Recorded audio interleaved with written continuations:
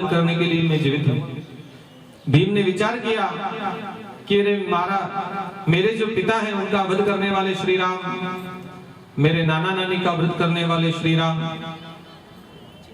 इसलिए मैं इन राम को अवश्य दंडित करूंगा। तपस्या करने के लिए वन में गया। ब्रह्मा जी के निमित्त 1000 वर्ष तक घोर तप किया। प्रसन्नोस्मि वरम ब्रूहि यत्ते मनसि वर्तते। 1000 वर्ष तक तप किया। ब्रह्मा जी प्रकट हुए और राक्षस ने वरदान मांगा कि मुझे अतुलित बल प्रदान करिए। ब्रह्मा जी ने तथास्तु कहा कि तुम अत्यंत बलशाली हो जाओगे। वापिस घर आया और माता को कहने लगा अभिमान से कि मैंने ब्रह्मा जी से खूब बल प्राप्त कर लिया है, अब मैं इन देवताओं को दंडित करूंगा, पूरे जगत में हाहाकार मचा दूंगा, प्रलय ला दूंगा।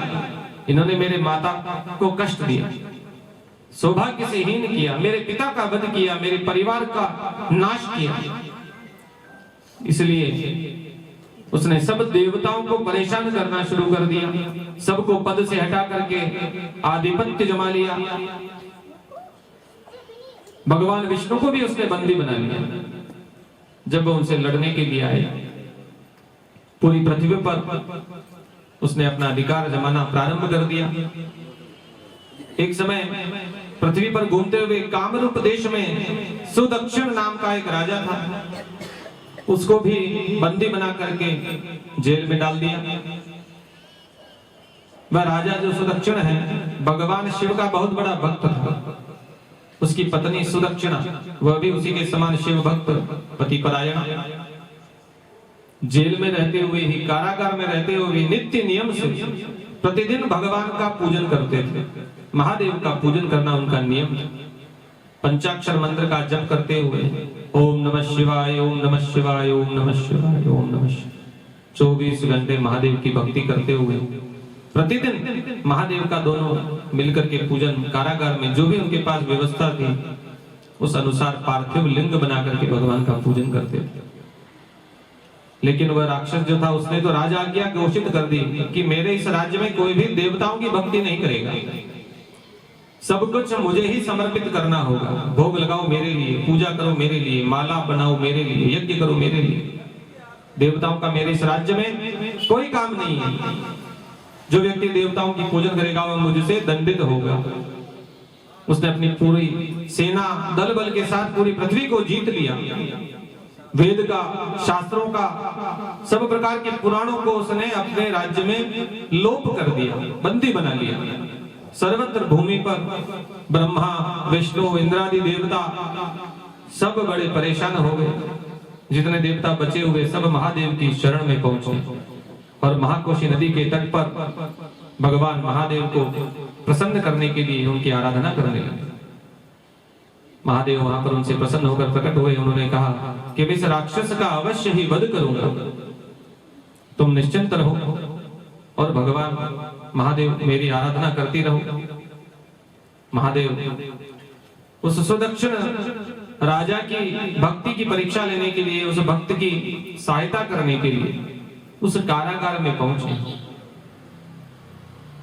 वह जो सुदक्षिण राजा है जेल में ही पूजा करता रहता था, तो उसके जो कर्मचारी उन्होंने देखा कि ये कोई न कोई मारण प्रयोग, तंत्र विद्या का प्रयोग करता है जिससे हमारे राजा को कष्ट हो।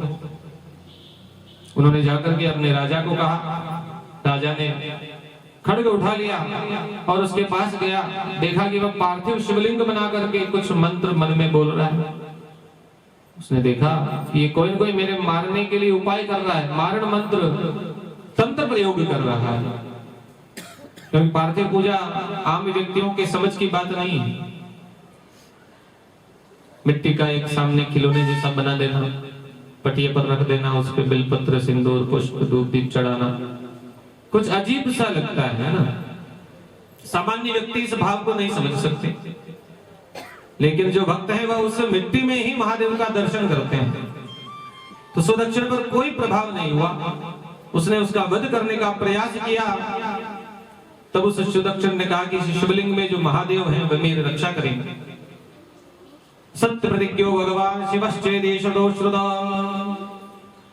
वेदों में भगवान को सत्य प्रतिज्ञ कहा गया है, क्योंकि उन्होंने ये वचन ले रखा है, प्रतिज्ञा ले रखी है कि जो भी व्यक्ति मेरे भक्त को पीड़ित करेगा मैं उस भक्त की रक्षा अवश्य करूंगा। ये वेदों का वाक्य है, वेदों का वचन है, भगवान की सत्य प्रतिज्ञा है। वह सुदक्षिण राजा भगवान का ही भजन करता रहा, उसने कोई भय नहीं किया और उस असुर से कहा कि तुम मेरा कुछ नहीं बिगाड़ सकते, महादेव मेरी सदैव रक्षा करेंगे, यही मेरे आराध्य है, मैं इनकी शरण में हूं। तुमने चाहे मुझे बंदी बना लिया हो, लेकिन जब तक मैं जीवित हूं भगवान का भजन करना नहीं छोड़ूंगा। तो उसने क्रोध में आकर कहा कि ये जो शिवलिंग है इसमें शिवलिंग का स्वरूप है, लेकिन इसमें महादेव मुझे तो नजर नहीं आ रहे। कहां है तुम्हारे स्वामी? एक बार मेरे सामने आ जाए तो उनको भी मैं मजा चखा दूंगा। महादेव अगर इसमें है तो मुझे दर्शन देते क्यों नहीं है? लेकिन फिर भी उस सुदक्षिण ने कोई प्रतिकार नहीं किया। महादेव की खूब निंदा की उस राक्षस ने कि ये तो भांग धतूरा खाने वाला है, मदमस्त रहता है, खुद के शरीर का कोई भान नहीं रखता, नित्य प्रति भिक्षा मांगता है। ऐसे स्वामी की शरण में जाने से कोई लाभ नहीं है। मेरी शरण स्वीकार कर लो, महादेव की भक्ति से विमुख हो जाओ तो मैं तुम्हें छोड़ दूंगा, अभय दान दूंगा। किंतु फिर भी वह सुदक्षिण राजा अपने कार्य से विमुख नहीं हुआ, तस्य वश नहीं हुआ, निरंतर ओम नमः शिवाय, ओम नमः शिवाय, नमः शिवाय मंत्र का जप करता रहा। भीम राक्षस ने अपने खड्ग से जो ही उस पार्थिव शिवलिंग को तोड़ने के लिए प्रहार किया कि अभी देखो, अभी मैं तुम्हें मजा चखाता हूं, ये महादेव है तो देखता हूं कितना बल है। और उसी समय उस पार्थिव शिवलिंग से महादेव साक्षात और उस दुष्ट के साथ युद्ध करने लगे कि मैं अपने भक्त की रक्षा करने के लिए तुमसे युद्ध करने के लिए उपस्थित हूं, मेरे भक्त को त्राण मत दो, मुझसे युद्ध करो। तुम में इतना बल है तो मैं भी देखता हूं। राक्षस ने अस्त्रों से प्रहार किया, लेकिन महादेव पर कोई माया नहीं थी। महादेव और उनका खूब युद्ध होने लगा। तब आकाशवाणी हुई कि प्रभु आप तो सर्व बलशाली हैं, जहां पर तिनके से काम हो सकता है वहां पर इतने शस्त्रों का, कुठार का प्रयोग करना उचित नहीं। इस दैत्य के लिए इतना बल मत लगाइए, अपने अस्त्रों का संधान मत करिए, यहां तो केवल क्षण मात्र से इसका भस्म हो जाएगा। तब महादेव ने जोर से हुंकार किया तो वह जो गर्म श्वास महादेव के मुख से निकली उसी से वह दैत्य भस्म हो गया। इतना सा भगवान का केवल कार्य दुष्टों के नाश के लिए काफी है। पूरी सेना महादेव के सारे अस्त्र शस्त्र तो अगर उपयोग में लें तो बहुत बड़ा प्रलय हो जाए। महादेव की केवल एक हुंकार ही दुष्टों के नाश के लिए पर्याप्त है। सारे जो अन्य दैत्य थे वहां से भाग गए, भूत प्रेत पिशाच महादेव की भक्ति से सब दूर हो जाते हैं। भूत बाधा दूर हो जाती है, प्रेत बाधा दूर हो जाती है। और वो जो उस राक्षस का शरीर भस्म हुआ, उससे उस वन में सर्वत्र औषधियां उत्पन्न हुई, जिनके प्रभाव से मनुष्य को, तांत्रिकों को रूप बदलने की शक्ति प्राप्त होती। ऐसी औषधियां उस भस्म से उत्पन्न हुई और महादेव के आशीर्वाद से उस सुदक्षिण द्वारा बनाए गए उस पार्थिव शिवलिंग में महादेव स्वयं विद्यमान हो गए और उनका नाम हुआ भीम शंकर। बोले भीम शंकर महादेव की। पार्थिव शिवलिंग की बड़ी महिमा कही गई। ज्योतिर्लिंग भी जितने प्रकट हुए इसी प्रकार से बने।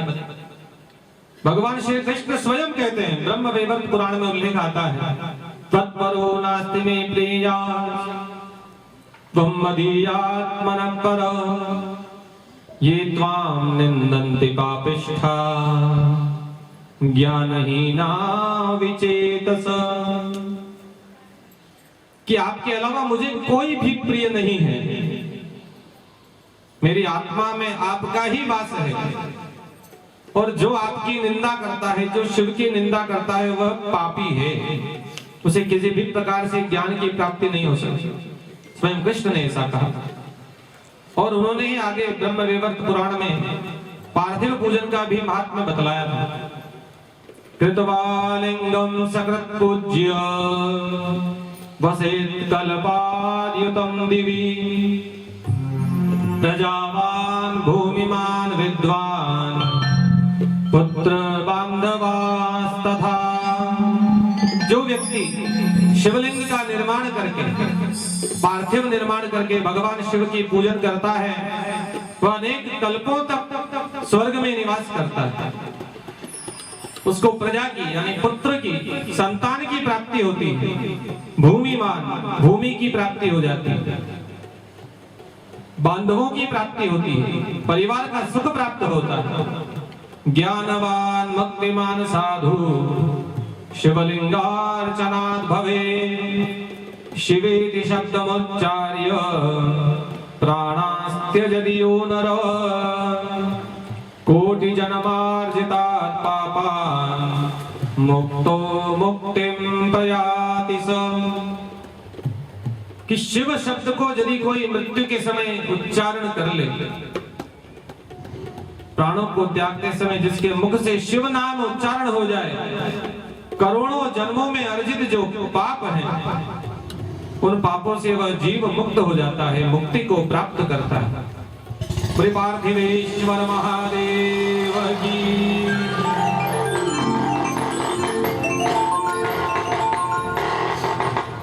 पूर्व काल में जब सृष्टि का प्रारंभ हुआ, उस समय भगवान शिव ने अपने शरीर से शक्ति को उत्पन्न किया और भगवान विष्णु को उत्पन्न किया। भगवान विष्णु को आज्ञा दी कि तुम तप करो, और स्वयं भी तप करने के लिए, स्थिर होने के लिए उन्होंने जगह का विचार किया। उत्तम जगह न प्राप्त होने पर पंचक्रोशी तपसस्तु स्थलम नास्ति कुत्रावाभ्याम प्रभुद, पंचक्रोशी का निर्माण किया, वाराणसी का निर्माण किया, और वहीं पर शिव और शक्ति ने तप करना प्रारंभ किया। उधर भगवान विष्णु को भी तपस्या का आदेश दिया। भगवान विष्णु ने तप प्रारंभ किया तो उनके शरीर से, सिर से जलधाराएं निकलने लगी। पूर्व में जो प्रसंग आ गया था कि क्षीर सागर का निर्माण हुआ और उसी जल में निवास करने के कारण उनका नाम नारायण हुआ। उस जल में वह जो पंचक्रोशी थी वह भी डूबने लगी, तो भगवान शिव ने अपने त्रिशूल पर उस पंचक्रोशात्मिका नगरी को धारण किया और कहा कि ये अंत काल तक, सृष्टि के आदि में, मध्य में, अंत में, प्रलय में भी यह जो काशी नगरी है यह विद्यमान रहेगी। इसे अविमुक्त आनंदवन कहा जाएगा। भगवान श्री हरि विष्णु ने पसीने के कारण अपने सिर को हिलाया तो उनके कान की एक मणि उस क्षेत्र में गिर पड़ी, इसलिए उस क्षेत्र में मणिकर्णिका नाम का तीर्थ भी प्रसिद्ध है। सब जानते हैं काशी में मणिकर्णिका घाट है, वहां पर जो मुक्ति प्राप्त करता है उसे शिव सायुज्य की प्राप्ति होती है। पंचक्रोशी जो नगरी है वह त्रिशूल पर स्थिर कर दी। ब्रह्मा जी भी उत्पन्न हुए और स्वप्रकाश चैतन्य जहां प्राप्त होता है, जहां कर्म का कर्षण होता है, उसे काशी कहते हैं। उसका नाम काशी रखा कि वहां पर सब कर्मों का, दुष्कर्मों का नाश हो जाता है, पापों का नाश हो जाता है। जो केवल काशी काशी काशी 3 बार भी उच्चारण कर लेता है वह पुण्यवान हो जाता है। इसलिए सब लोग 3 बार काशी नाम उच्चारण करें। काशी काशी काशी। केवल नाम लेने मात्र से निवास का पुण्य प्राप्त होता है। इतनी पुण्यशाली, इतना पुण्यमय तीर्थ है काशी। वहां पर वरुणा नदी, असी नदी, गंगा जी, भगवान विनायक, सब देवता निवास करते हैं। और जितने भी तीर्थ इस भूमि पर हैं उनमें सब में काशीपुरी सबसे मुख्य है। जो व्यक्ति काशी का स्मरण करता है, काशी में निवास करता है, उस पर यमराज का, काल का प्रभाव नहीं होता, इसीलिए उसे अविमुक्त क्षेत्र कहा जाता है। वहां पर भगवान श्री हरि विष्णु ने भी विश्राम किया।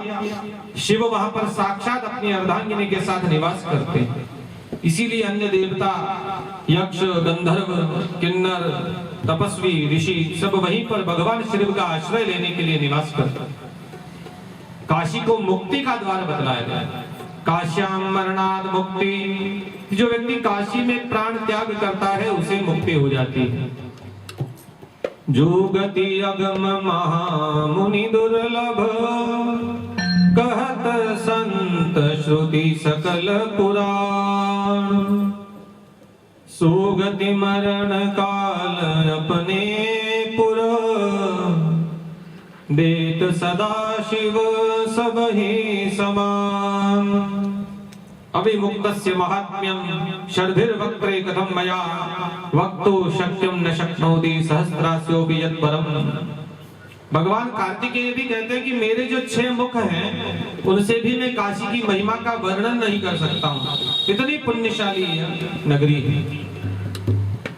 भगवान शिव जी ने श्री राम जी से कहा कि मैंने दृढ़ प्रतिज्ञा की है कि जो भी व्यक्ति मनुष्य, पशु, पक्षी, कीट, पतंग, कोई भी जीव हो, मेरे उपासक हो अथवा ना हो, मेरी भक्ति करते हो अथवा न करते हो, लेकिन यदि काशी में निवास करेंगे तो मैं उनको मुक्ति प्रदान करूंगा। तो श्री राम जी से उन्होंने, शिव जी ने ये वरदान मांगा था कि मुझे ऐसा वरदान दो कि जीव मात्र की मुक्ति काशी में निवास करने से हो जाए। भगवान शिव ने राम जी से और भी कहा कि मणिकर्णिका घाट पर, गंगा नदी के तट पर देह त्याग करने वाले की भी मुक्ति हो, ऐसा वरदान दीजिए। तब शिव जी को बोले हैं कि मूर्छो दक्षिणे करणे यस्य कस्यापि वा स्वयं, उपाध्यक्षस्य मन मंत्रम समुक्तो भविता शिव।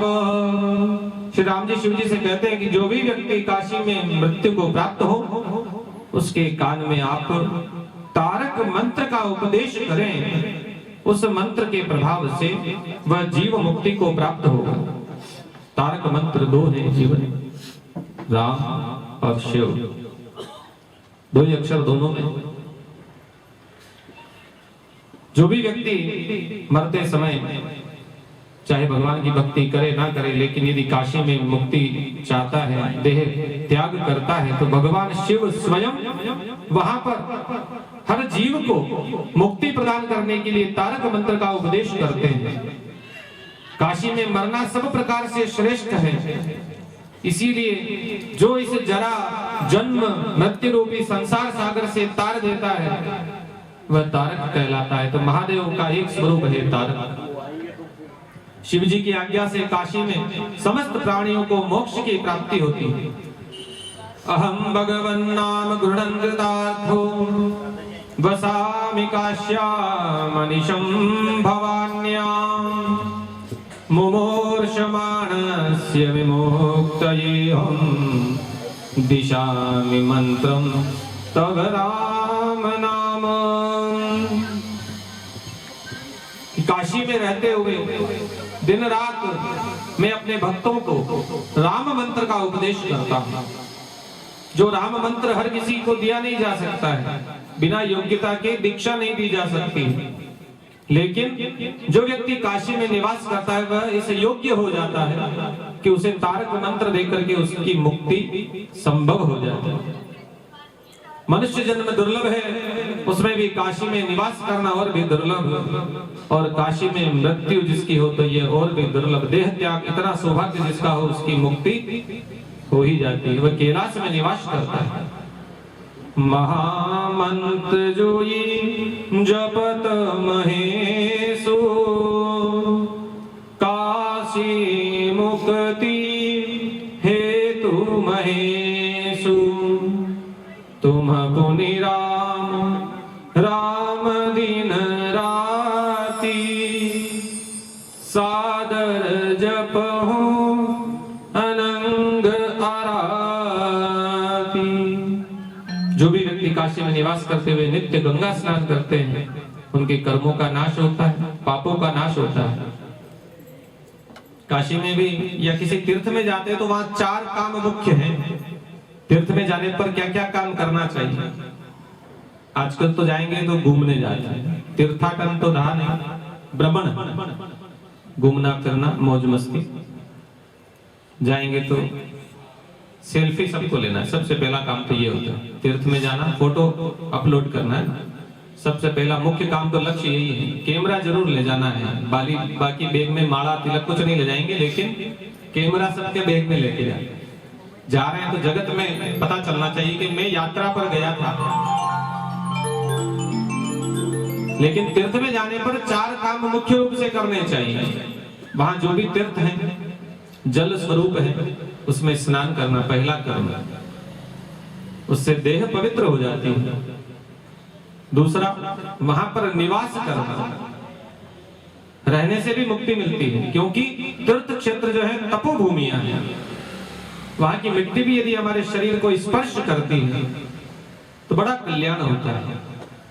निवास करना, वहां पर जो देव है उनका दर्शन करना, उनका पूजन करना, यह तीसरा कार्य है। जिस भी तीर्थ में जाए वहां तीर्थ की जो मुख्य देवता है उनका दर्शन करना। और चौथा है सत्संग। ये 4 कार्य तीर्थ में मुख्य हैं। और जहां सत्संग होता है वहां तीर्थ स्वयं विराजमान हो जाते हैं। इसलिए सत्संग की महिमा सबसे ज्यादा कही गई कि आप तीर्थ में ना जा सके, लेकिन यदि सज्जनों के संग में, कथाओं में आप श्रवण करते हैं, सत्संग करते हैं, तो सब प्रकार से आपका कल्याण होगा। ले विश्वनाथ भगवान की। स्वयं महादेव अपनी अर्धांगिनी के साथ विश्वेश्वर रूप में वहां निवास करते। त्र्यंबकेश्वर महादेव ज्योतिर्लिंग। पूर्व काल में जो गौतम ऋषि थे, उनकी पत्नी अहिल्या परम पतिव्रता, उनके समय में भी एक बार अकाल की स्थिति हुई, अनावृष्टि रही, जल के लिए, भोजन के लिए त्राहि त्राहि होने लगी। सब लोग अपने अपने स्थान को, जगह को छोड़ करके पलायन करने लगे। तब अहिल्या ने अपने पति से प्रार्थना की कि आप इस अनावृष्टि से निवारण का उपाय करिए, भगवान की आराधना करिए। 6 मास तक महर्षि गौतम ने तप किया। तब भगवान वरुण प्रकट हुए। प्रसन्नोस्मि वरम रोहि ददामि च वजो ब्रवे। वरुण भगवान को आज्ञा दी कि आप जल प्रदान करिए। वरुण देव ने कहा कि भाई ये भाग्य का खेल है, मेरे हाथ में नहीं, मैं तो देवताओं के अधीन हूं, जिसको जितना देना है उतना उनकी आज्ञा से देता हूं। तब वरुण भगवान ने कहा कि तुमने मेरी तपस्या की है तो तुमको भी निराश नहीं कर सकता हूं। और गौतम ने भी जिद की कि आप जो भी हो, लेकिन मैंने तो आपको ही बुलाया, आपको जल तो देना ही पड़ेगा, इसके बिना मेरा कल्याण नहीं हो सकता। और जो तप करते हैं उनको वरदान देना देवताओं का कर्तव्य हो जाता है। वरुण भगवान ने कहा आप एक गड्ढा बनाइए, और वरुण भगवान ने उसमें दिव्य जल भर दिया कि यह जल जो है अक्षय रहेगा, जिसको चाहिए वो यहां से प्राप्त कर ले, तीर्थ स्वरूप होगा। गौतम ऋषि ने पत्नी के सहित वरुण भगवान का पूजन करके जल प्राप्त किया। उस जल से स्नान ध्यान किया। सब प्रकार से वह जल को उपयोग में लेते हुए सबका कल्याण के निमित्त वहीं पर निवास करने लगे। सर्वत्र जल को प्राप्त करके आनंद हो गया। पर जब देखते हैं कि गर्मी में जल की कमी हो जाती है, एक ही स्थान पर जल होता है, तो जल के वितरण में झगड़े होने लग जाते हैं। तो वहां पर भी कुछ ऐसा उत्पात होने लगा। गौतम ऋषि ने शिष्यों को कहा कि जल लेकर के आइए। आगे गए तो कुछ दूसरे व्यक्तियों ने, कुछ दूसरे ऋषियों ने उन्हें रोका कि पहले हम लेंगे फिर आप ले जाना। झगड़ा होने लगा। तब कुछ दुर्बुद्धि जो व्यक्ति थे, जो दूसरों के मान से जलन रखते हैं, ईर्ष्या उत्पन्न हो गई कुछ व्यक्तियों में कि ये महर्षि गौतम का जो प्रभाव है, इनका जो मान सम्मान है, वह सब में बढ़ता जा रहा है, क्योंकि जल लाने वाले यही है। सबको जीवन दान इन्होंने दिया है, तो इनकी बड़ी प्रशंसा हो रही है, इनका मान सम्मान हो रहा है। तब उन्होंने सबने देव ऋषियों ने गणेश जी की तपस्या की, गणेश जी की आराधना की। हमको ऐसा बल दीजिए कि हम महर्षि गौतम को नीचा दिखा सके। गजानन उनकी बुद्धि पर हंसने लगे। ये भी कोई तपस्या का कारण है, ऐसा भी कोई वरदान मांगता है, लेकिन वर देना मेरा कर्तव्य है। आप निश्चिंत रहे, मैं ऐसा कोई न कोई लीला प्रपंच करूंगा। गणेश जी ने एक वृद्ध गाय का स्वरूप धारण किया। ऋषियों को भी कहा कि देखो, जो दुर्जन है ना, जिसके मन में अगर दूसरों को पीड़ा पहुंचाने का भाव है, तो उसका स्वयं का भी कल्याण नहीं हो सकता है। अपने पैर पर कुल्हाड़ी मारोगे आप। जिन्होंने आपको अकाल के समय में इतनी जल की व्यवस्था करी, तप करके वरुण भगवान को प्रसन्न किया, उनको आप नीचा दिखाना चाहते हो तो आपका भी इससे कुछ न कुछ अमंगल होगा। गणेश जी एक बूढ़ी बीमार गाय के रूप में गौतम ऋषि के आश्रम के पास जाकर के गाय चरने लगी। महर्षि गौतम ने गाय को भगाना चाहा तो केवल हाथ लगाने मात्र से वह गाय मर गई। सब ऋषियों ने गौतम ऋषि पर आक्षेप लगाया कि आपने गौ की हत्या कर दी, गौ हत्या का पाप आपको लग गया है। बार बार धिक्कारने लगे कि आप संत हैं, तपस्वी हैं, गौ हत्या जैसा पाप बहुत कठोर पाप है, इसका प्रायश्चित करिए, क्योंकि तुम यदि इसका प्रायश्चित नहीं करोगे तो तुम्हारा मुख देखना भी पाप है हमारे लिए। निंदा करने लगे सब लोग। महर्षि गौतम बोले कि हे मुनियों, आप चिंता मत करिए, मैं इसका प्रायश्चित अवश्य करूंगा, यद्यपि इसमें मेरी गलती नहीं है। फिर भी आप बताएं कि किस उपाय से यह गौ हत्या का जो पाप मुझे लगा है ये समाप्त हो जाएगा। तब उन्होंने ऋषियों ने सोचा कि इनको भगाने का यही सबसे अच्छा उपाय है, इनको यहां से रवाना कर तो अपना काम सिद्ध हो जाएगा। ऐसा कठोर उपाय बतलाया उनको कि इस पृथ्वी की 3 बार परिक्रमा करो आप। गौतम ऋषि ने सिर झुका लिया, उनको लगा कम है तो थोड़ा और दंड दो। सब ऋषि बोले कि उसके बाद मास व्रत का अनुष्ठान करो और 108 बार ब्रह्मगिरि पर्वत की परिक्रमा भी करनी पड़ेगी। उसके बाद तुम शुद्ध हो। महर्षि गौतम ने कहा कि इसके अलावा भी कोई तरीका हो तो बतला दो, और कुछ बच रहा हो कि बोले या तो यही तरीका है या फिर गंगा जी को यहीं बुलाओ और उसमें स्नान करो और 1 करोड़ पार्थिव शिवलिंग पूजन करके अनुष्ठान करो और फिर गंगा जल से स्नान करोगे, तब तुम गौ हत्या से मुक्त हो। ऋषिगणों ने विचार किया कि इनके लिए तो बड़ा दुष्कर कार्य है, इतना काम करेंगे तब तक तो पूरा जीवन निकल जाएगा इनका, हमारा भी कार्य सिद्ध हो जाएगा, इनकी भी जगत में निंदा तो हो ही गई, अब उठने ना पाए वापिस। कोई व्यक्ति जब समाज में आगे बढ़ता है तो पीछे जितने भी निंदक हैं वह टांग खींचने में लगे रहते हैं कि ऊपर ना उठना चाहिए। हम चाहे उठे ना उठे लेकिन सामने वाले को नहीं उठने देंगे। अपना सारा प्रयास उस व्यक्ति को नीचा दिखाने में लगा देते हैं जो सज्जन है, और इसी में अपने को बड़ा धन्य समझते हैं, ओहो मैंने बहुत अच्छा काम कर दिया। इससे खुद की हानि तो हो रही है, सबका अपना समय व्यर्थ करते हैं, बल व्यर्थ करते हैं, परिश्रम को व्यर्थ करते हैं, धन को भी व्यर्थ कर देते हैं। चाहे मेरे 100 रुपए लग जाए लेकिन सामने वाले को मैं भी खर्चा कराऊंगा ही, नुकसान कराऊंगा ही कराऊंगा, इतनी चेष्टाएं मन में करते हैं। और उतना अगर 100 रुपए का दान पुण्य कर ले, भगवान की भक्ति में उतना समय लगा दे तो खुद का भी उद्धार कर दे। लेकिन भगवान की माया, शिव जी की लीला ही ऐसी है कि संसार में सब प्रकार के प्राणियों की विद्यमानता रहती है। महर्षि गौतम ने कहा कि ठीक है, मैं गंगा जी को यहीं बुला करके और आपने जो विधि बतलाई है इससे प्रायश्चित करूंगा। महर्षि गौतम ने भगवान को ध्यान किया, पार्थिव बना करके पूजन प्रारंभ कर लिया। साथ में अहिल्या जी भी साथ हैं। दोनों का तप इतना बढ़ गया कि साक्षात श्री महादेव प्रकट हो गए। प्रकट हुए तो कहा कि वरदान मांग लो। तो सबसे पहले गौतम भगवान ने क्या मांगा? गंगा जी तो बाद में मांगी। पहले कहा कि हमारे ये जो साथी हैं इनकी बुद्धि को निर्मल कर दीजिए, जिन्होंने मुझे यह काम करने के लिए प्रेरित किया, इनका बहुत धन्यवाद है। बाकी कब मैं आपकी तपस्या करता, कब आपका दर्शन मुझे प्राप्त होता, ये सब इनकी महिमा से मुझे मिला है। सज्जनों का यह बड़ा गुण है कि अपनी निंदा करने वाले को भी वह कभी नहीं छोड़ते हैं, उनका भी ऊंचा उठाने का प्रयास करते हैं कि वह व्यक्ति सतमार्ग पर आ जाए, बुरे रास्ते को छोड़ दे, कल्याण के मार्ग पर लग जाए। अपनी निंदा करने वाले को, अपना नुकसान करने वाले को भी क्षमा कर देते हैं। सज्जनों की पहचान है। हमें भी ऐसा ही सज्जन बनना चाहिए। कोई व्यक्ति हमारी निंदा करे, हमारा कोई नुकसान छोटा मोटा कर भी दे तो भूल जाना चाहिए।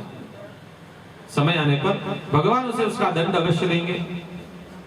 हम अपने हाथ से कोई ऐसा अधर्म ना करें, क्रोध में आकर, निंदा के वश, लोभ के वश, जिससे दूसरों को कष्ट हो।